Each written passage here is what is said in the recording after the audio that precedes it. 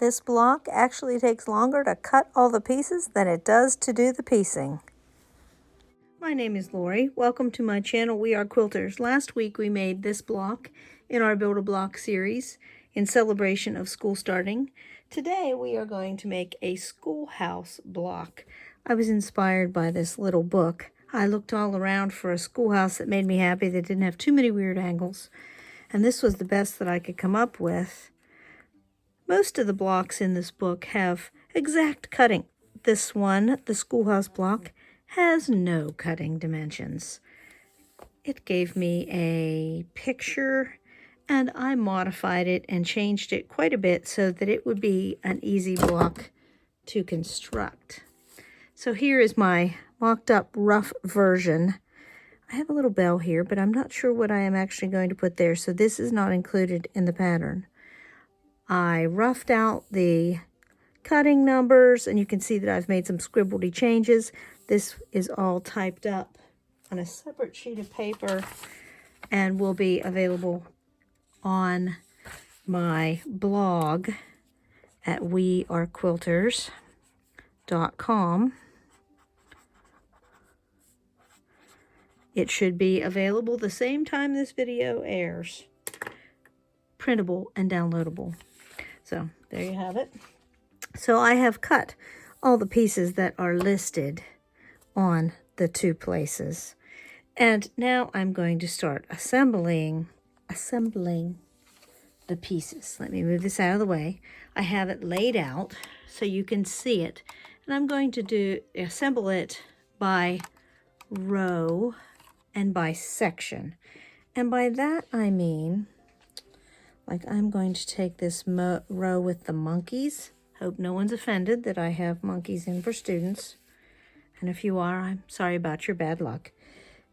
I'm going to do this little row first, and then I'm going to add the parts on to make it the side section.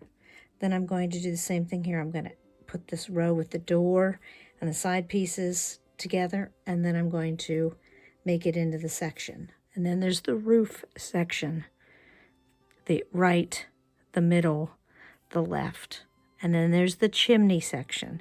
So I'm going to put it together in sections, and I'll come back every once in a while and show you what I've got so far. And this is what I call the between, to separate those pieces, to give it some definition. So let me get to work, and I'll be back in a few minutes to check in with you. Okay, I have those first rows together. So now I'm going to put it together in sections. This one just has a section above. This part with the windows is a section above and a section below. So I will do that, and I will be back in a moment with some more.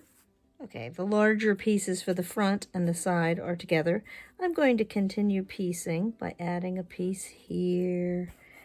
I'm going to draw my lines across these triangles and do them in the next round. I'm also going to do the chimney with the sky because it can be simply straight pieced. Let me get back to you and I'm going to draw these lines first.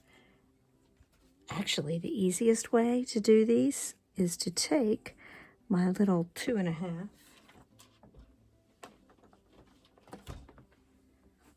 iron it to a nice sharp point, and lay it on there.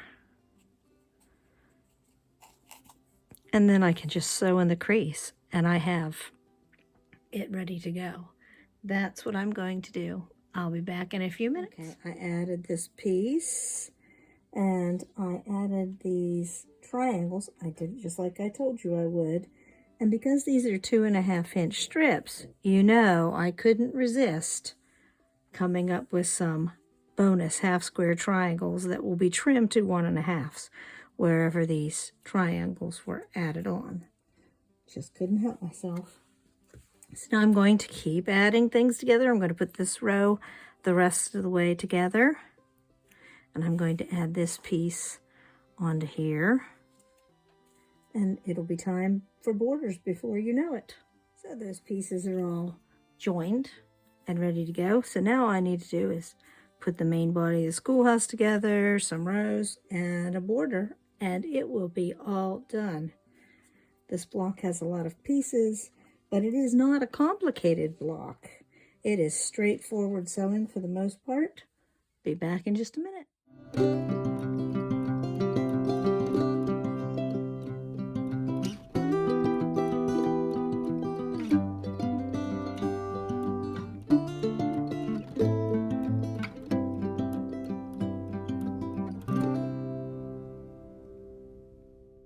Well, here it is all together. The only thing missing in the play yard is the dandelions that I let grow up in the grass. This space looks so bare. I think that I am going to cut out one of these flag hearts and put right there to liven it up.